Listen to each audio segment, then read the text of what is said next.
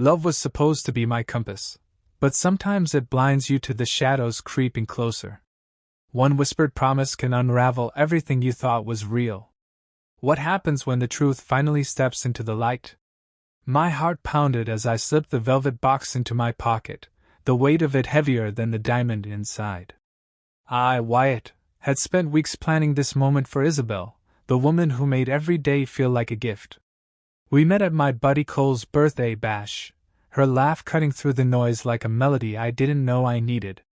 She seemed untouchable, a star too bright for someone like me, but I chased her anyway. 3 years later, here we were, sharing a life I thought was unbreakable. Those early days were magic. We'd drive to the coast just to watch the waves crash, her head on my shoulder as we made up stories about the horizon. 6 months in, I surprised her with a scruffy gray kitten, Pippin, his tiny paws stumbling out of a gift box. She squealed, pulling me into a hug that felt like home. Pippin became our glue, our little comedian. I'd catch her snapping photos of him napping in ridiculous poses, texting them to me with silly captions while I grinned at my desk. We were a team, building something real. When we moved in together, it felt like the next chapter. Our apartment smelled of her lavender candles and my burnt attempts at dinner. We'd collapse on the couch, Pippin curled between us, talking about forever. Lately, she'd been dropping hints, subtle at first, then bolder. She'd scroll through social media, pausing on videos of beach proposals, her eyes lingering on sparkling rings. Once, she sent me a photo of a delicate band with a heart-shaped stone, captioning it, "This is the one." I took it as a sign she was ready, so I saved every spare dollar, picking a ring I thought she'd love. My chest buzzed with nerves, but I could already see her smile when I'd asked the question. Then came the crack I didn't expect. One night, we were sorting through old keepsakes, laughing over a cheap bracelet I'd given her when we first started dating. It slipped from her fingers, clattering to the floor. She smirked, kicking it aside. "If you're planning something big, Wyatt, make it better than this junk, okay?" Her tone was playful, but it stung, a needle I couldn't shake. I brushed it off, telling myself she was joking, but my gut twisted. Was I missing something? Lying awake that night, Pippin purring against my side, I stared at the ceiling, replaying her words. The ring in my drawer felt heavier, like a question I wasn't sure I wanted answered. Still, I pushed forward, convinced love would smooth out the edges. I had no idea the storm waiting just beyond the horizon, ready to tear apart everything I held dear. Before we dive deeper into this wild ride, let me know where you're listening from. If this story's got you hooked, hit that subscribe button to keep the journey going. Stay with me, because things are about to get intense. Sweat slicked my palms as I adjusted my tie, the velvet box burning a hole in my jacket. La Bella Vita glowed with soft candlelight, every table buzzing with murmurs. I led Isabel to our spot by the window, her dress catching the chandelier's sparkle. My heart thundered, picturing her saying yes, our future unfolding like a dream. I dropped to one knee, the room hushing as I opened the box. Isabel's eyes widened, but no smile came. She stood frozen, lips parting slightly. "I need time to think, Wyatt." Her voice was flat, slicing through the silence. Heads turned, pitying glances pinning me to the floor. I snapped the box shut, stood, and forced a nod, my face burning as I guided her out, the weight of failure crushing my chest. In the car, Isabel stared out the window, her silence louder than words. Finally, she spoke. "The ring wasn't what I wanted. I showed you the one with the oval cut. And La Bella Vita, it's not exactly magical." My grip tightened on the wheel. She had sent me that exact ring design, raved about this place for months. Confusion churned inside me, but I swallowed it. "I can get a different ring," I said, desperate to fix this. "It's not just the ring," she replied, her tone sharp. "We should wait, make sure it's right." At home, she slipped into bed without a word. I sank onto the couch, Pippin curling against me, his warmth the only comfort as my mind spun. What had I missed? Days passed, and Isabel acted like nothing happened. She kissed me goodbye each morning, her smile practiced but empty. I noticed her phone lighting up more, her fingers dancing over the screen with secretive grins. She'd angle it away when I sat close, her laughter cutting off abruptly. Once, she stepped into a hallway for a call, her voice low and hurried. I asked if everything was okay, trying to sound casual. She snapped back, eyes flashing. You're paranoid just because I'm not ready to settle down. Her words stung, but her defensiveness gnawed at me worse. Something was off, a splinter I couldn't ignore. One night, I scratched Pippin's ears as Isabel's phone buzzed on the counter. I wasn't snooping, but the screen glowed with a name, Dominic, and a message, Friday, our spot, can't wait. My stomach dropped, a cold wave washing over me. I asked who Dominic was, keeping my voice steady. She snatched the phone, her cheeks flushing. Just a guy from work, she said, too quick. We're grabbing lunch with the team. Her eyes darted away, and I nodded, but my pulse raced. Lunch didn't sound like our spot. I lay awake that night, her words echoing, my trust fraying at the edges. Then it happened. I came home early, slipping through the door quietly to surprise her. The apartment was dim, but I heard her voice from the bedroom, soft and secretive. Just a little longer, okay? Be patient, it's almost time. My blood turned to ice. I froze, one hand on the wall, as her laughter floated out, sharp and unfamiliar. She stepped into the hallway, phone pressed to her ear, and saw me. Her face paled, the call ending with a hasty goodbye. I forced a smile, saying I forgot my keys, but inside, I was screaming. Who was she talking to, and what were they planning? As she brushed past me, her perfume stung like a lie, and I knew I was standing on the edge of a truth I might not survive. My footsteps echoed in the empty apartment, each one heavier than the last. Isabel's whispered phone call from the night before clung to me like damp fog, her hurried goodbye a splinter in my mind. I needed clarity, so I slipped out to a quiet coffee shop across town, a place she always scoffed at for its overpriced lattes. Settling into a corner booth, I opened my laptop, headphones on but silent, hoping work would drown out the noise in my head. Pippin's sad eyes flashed in my memory, as if he sensed the fracture growing between us.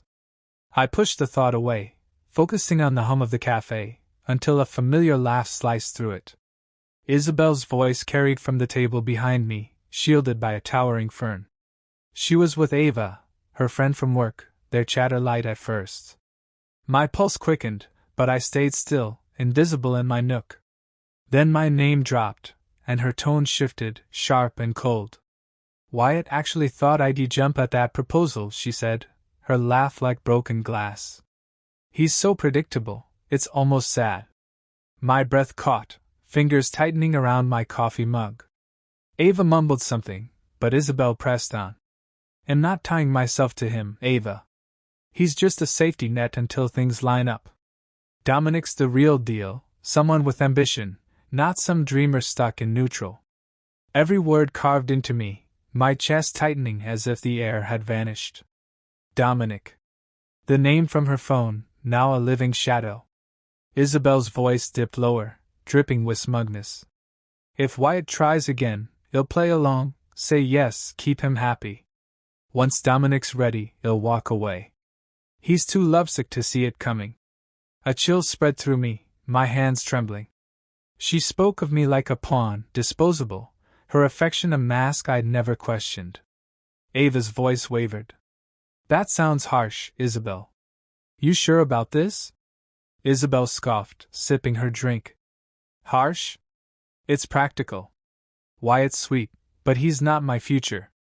Dominic's worth waiting for. I sat frozen, the world narrowing to her words. My love, our nights with Pippin, our plans, all reduced to a cruel game. My mug shook in my grip, coffee sloshing over the rim, burning my skin. I barely felt it. Isabel's laugh rang out again, carefree, as if she hadn't just shattered me. I wanted to stand, to confront her, but my legs wouldn't move. Instead, I listened, each sentence a nail in the coffin of who I thought she was. She mentioned Dominic's promotion, how he'd promised her a life beyond our cramped apartment. Her voice gleamed with hunger, a side of her I'd never seen. As they gathered their things, Ava's gaze swept the room, landing on me. Her eyes widened, recognition flickering. She hesitated, then stepped closer as Isabel headed for the door. "You deserve better, Wyatt," she whispered, her voice heavy with guilt. I met her stare, my throat tight. "I know," I said, my voice steady despite the storm inside. Ava's face crumpled, but Isabel called her name, oblivious. She gave me a quick nod and left, her footsteps fading into the cafe's hum. I stayed rooted, the fern shielding me from the world. My laptop screen blurred, my thoughts a tangle of betrayal and rage. Isabel's words looped in my head, her plan to string me along, to fake a future while chasing another. I texted Cole, my fingers shaking. "Just heard something bad about Isabel. Meet me tonight." His reply came fast, promising to listen, but I'd barely registered it. The cafe spun around me, and I gripped the table, steadying myself against the truth I couldn't unhear. Then, a worse thought hit. I'd found a receipt in her purse last week, tucked away like a secret, for a hotel bar across town. She'd said it was a work happy hour, but now it screamed of Dominic, of stolen moments I hadn't suspected. My stomach churned, the pieces clicking into place too fast. Isabel wasn't just drifting. She was plotting, and I was her fool. I stood, leaving my coffee untouched, my heart pounding with a new resolve. This wasn't over. I'd find out everything, and she'd never see me coming. Sable's laughter from the cafe echoed in my skull, each word a blade carving away the man I used to be. The hotel receipt I'd found burned in my memory, a silent scream of her betrayal with Dominic. I sat on our couch, Pippin's weight warm against my thigh, his quiet purrs grounding me as I vowed to uncover every lie. No confrontation yet. I needed proof, a shield against her excuses. My heart ached, but a colder part of me stirred, ready to play her game and win. I started small, checking our shared phone account late at night while Isabel slept. One number appeared over and over, texts and calls clustering in hours she claimed to be at work. It wasn't saved, just digits, but the pattern screamed Dominic. My fingers hesitated, then saved a screenshot, the first piece of my arsenal. The next evening, luck struck. Isabel dozed on the couch, her phone unlocked beside her. My pulse hammered as I scrolled through her messages with Dominic. No blatant confessions, but the intimacy stung. "Thinking of you," he wrote. She replied, "Soon, just need to keep Wyatt calm." Another message chilled me. "If he proposes again, I'll say yes, string him along until we're set." Dominic's response was curt. "Don't let him rush you." My stomach twisted, their plan laid bare. She'd fake love, wear my ring, then discard me when Dominic's life aligned. I set the phone down, hands shaking, and sank beside Pippin, his eyes searching mine. The woman I loved was a stranger, plotting my heartbreak like a chess move. But I wasn't her pawn anymore. I dug deeper, piecing together Dominic's world. A quick search revealed he was head of finance at Isabel's firm, polished and powerful, with a wife, Nora, and a toddler. Their social media showed a perfect family, no hint of a divorce he'd promised Isabel. My jaw clenched. He was playing her too, and I'd use it. I contacted Nora through a discreet message, heart pounding as I typed. I shared just enough, hinting at Dominic's lies. Her reply came fast, her words steady but raw. "He's done this before. Meet me tomorrow." At a diner across town, Nora's eyes mirrored my own, weary but fierce. She confirmed Dominic hadn't filed for divorce, his promises to Isabel a mirage. She held the family's wealth, a detail he'd hidden. We agreed to work together, two betrayed souls forging a plan to expose them both. Back home, I became the perfect boyfriend, my smile a mask. Isabel beamed when I suggested ring shopping, oblivious to my motives. At a glittering jeweler's, she tried on a band twice my budget, her fingers lingering on the stone. "It's perfect, Wyatt," she said, kissing me. I nodded, my throat tight, knowing I'd never buy it. Each touch of hers felt like poison now, but I played along, my voice warm as I promised the proposal she'd never forget. Behind her back, I moved half our savings to a new account, my name only, and toured a modest apartment downtown, a lifeline for me and Pippin. Every step was deliberate, my evidence growing, screenshots piling up like bricks in the wall. Then came the spark that lit my fuse. I found an email on our shared tablet, buried in Isabel's trash folder. A confirmation for a Florida hotel, booked for her work conference next month. The dates matched text to Dominic, their getaway disguised as business. My blood roared, imagining them laughing under palm trees while I planned our future. I forwarded the email to myself, then deleted the trace, my fingers steady despite the rage. Nora needed this, and so did I. Our plan sharpened, a blade honed for precision. One night, Isabel caught me staring as she texted, her brow furrowing. "You okay, babe?" she asked, voice too sweet. I forced a grin, leaning in to kiss her forehead. "Just tired," I said, my heart a fortress she couldn't breach. Later, I overheard her on the balcony, voice low. "He's clueless, Dominic. We're fine." My fist clenched, nails biting my palms. Clueless? I was a storm gathering strength, and she'd feel it soon. I slipped into our room, checking my hidden folder of proof, now thick with her secrets. Nora's latest message glowed on my screen. "I'm ready when you are." I typed back, "soon," and felt the weight lift. Isabel thought she held the cards, but I was rewriting the game, and the next move would be mine. My pulse thrummed like a drum as I finalized the plan, each step etched into my mind like a map to freedom. Isabel's balcony whisper, calling me clueless, fueled my resolve, her secret Florida trip with Dominic a fire I'd turn against her. Nora's message, steady and sharp, confirmed our trap was set.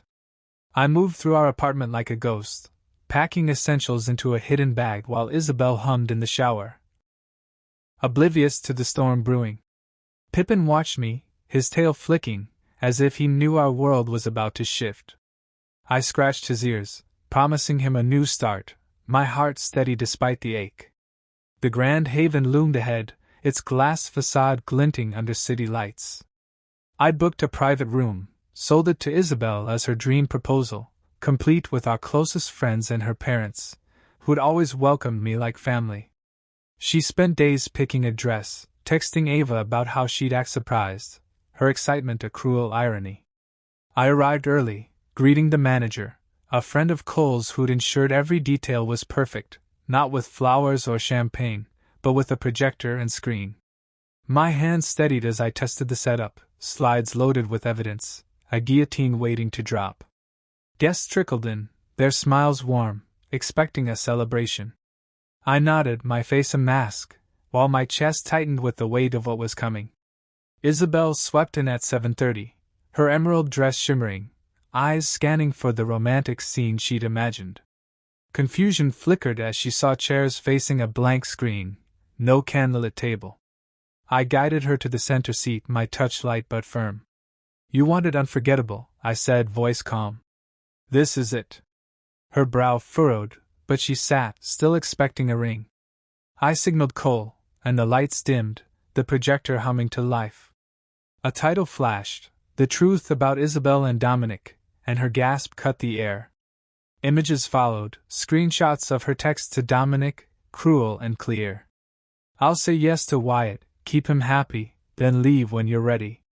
Photos from their Florida hotel, her arm around Dominic, surfaced next, Nora's access to his account's a goldmine. A recorded clip played, Isabel's voice mocking me to Ava, every word a dagger to the room's stunned silence. Isabel lunged for the projector, her face twisting. "This is a lie, Wyatt, you faked it all," she screamed, but Cole stepped in, blocking her path. I stood still, my voice even. "These are your words, Isabel, your choices." Friends shifted uncomfortably, her parents' faces crumpling, her mother's hand clutching her father's. Nora entered, her presence a thunderclap. Isabel froze, eyes darting to her. "You don't know me," she stammered, Nora's voice was steel. I'm Dominic's wife, not ex-wife. He got divorce papers this afternoon, and he's getting nothing. Isabel's knees buckled, her hands grasping at air. You're wrong, she said, voice breaking. He showed me the forms. Nora stepped closer. He lied to you, like you lied to Wyatt. Look around, you're alone now. The screen looped, new texts flashing, Isabel promising Dominic she'd ditch me soon. Her father stood, his eyes wet but hard. Enough, Isabel, he said, voice low. You've shamed us all. She spun to our friends, pleading. He's manipulating you, don't believe him. But their silence answered, heads turning away. Then her phone buzzed, the sound sharp in the quiet. I caught the screen's glow, Dominic's name, his message stark. Nora knows everything, I'm done. Please, I need you. Isabel's face drained of color, her fingers fumbling as she read, the final blow landing without my touch. I spoke, my words steady. There's no proposal tonight, Isabel, and there never will be. You chose this. She grabbed my arm, tears streaking her face. Wyatt, I messed up, we can fix this, she begged, voice cracking. I pulled free, my heart a closed door. You didn't love me, you loved what I gave you, I said, stepping back. Her mother moved to her side, not to comfort but to hold her still, her whisper fierce. Face what you've done. I turned to the room, addressing the stunned crowd. Stay, eat, it's on me, I said, voice calm. I'm done here. I walked out, Isabel's sobs fading behind me, the night air cool against my skin. As I reached my car, a final twist struck. My phone pinged, a message from Cole, who'd stayed behind. Isabel tried to follow you, he wrote, but her dad stopped her, told her to let you go. I exhaled, the weight lifting, my steps lighter than they'd been in months. The Grand Haven's lights blurred in my rearview, a chapter closing. I drove to my new apartment, Pippin waiting, his purrs a promise of peace. I'd torn down Isabel's lies, but the real victory was ahead, a life rebuilt on truth. The night stretched open, and for the first time, I felt free. The city lights blurred as I drove away from the Grand Haven, Isabel's sobs a fading echo. My hand steadied on the wheel, the weight of her betrayal lifting with each mile. At my new apartment, Pippin greeted me, his soft meows a balm to my frayed edges. I sank onto the floor, scratching his chin, feeling the quiet promise of a fresh start. The night's chaos settled into clarity, my heart no longer tethered to her lies. I'd exposed her, not for revenge, but to reclaim my truth, and that victory tasted sweeter than any ring. Isabel didn't stop trying. Her calls flooded my phone, voicemails piling up with tearful pleas. I deleted them unheard, my resolve ironclad. One evening my buzzer screamed, the camera showing her disheveled, pounding the door. Wyatt, let me in, I'm sorry, she cried, her voice raw. Neighbors peeked out, her desperation a public unraveling. I pressed the intercom, my tone flat. Leave, Isabel, or I call the police. She wailed, banging harder, claiming Dominic had used her, left her broke. I shut off the feed, her cries muffled by the walls, my pity long gone. A neighbor's call brought officers, escorting her away, and I filed for a restraint the next day, sealing her out for good. Word spread fast. Cole heard from mutual friends that Isabel and Dominic clung together, but their world crumbled. Dominic's firm ousted him, his reputation trashed, and Nora's ironclad prenup left him penniless. They shared a cramped rental, bickering over bills, Isabel's dreams of luxury dust. She posted online, painting herself a victim, but Ava and others called out her lies, her followers dwindling. I scrolled past one post, a blurry Pippin photo she'd recycled, and felt nothing, her hold on me broken. Nora and I stayed in touch, meeting for coffee to share our scars. Her strength mirrored mine, a bond forged in survival. Months later, our talks turned to laughter, then dinners, her smile sparking warmth I hadn't felt in years. We started dating, slow and deliberate, two hearts mending together. Pippin took to her, sprawling across her lap, his approval a quiet blessing. Life bloomed again, Simple joys like morning walks or Nora's teasing over my cooking, each moment a step beyond the past. One night, unlocking my door, I found a letter slipped underneath, Isabel's handwriting jagged. She begged for one last talk, claiming she changed. My fingers hovered over the paper, temptation flickering, but I tore it up, letting the pieces fall. I'd chosen myself, and that was enough. Love, I learned, isn't blind devotion, but a balance of trust and self-respect. Isabel's betrayal cracked me open, but it taught me to rebuild stronger, to value my own worth above empty promises. The journey today has come to an end. Did this ending lift you up, or catch you by surprise? Share your thoughts below. If this story moved you, drop a like and subscribe to catch the next adventure. Thanks for riding along, and I'll see you in the next tale.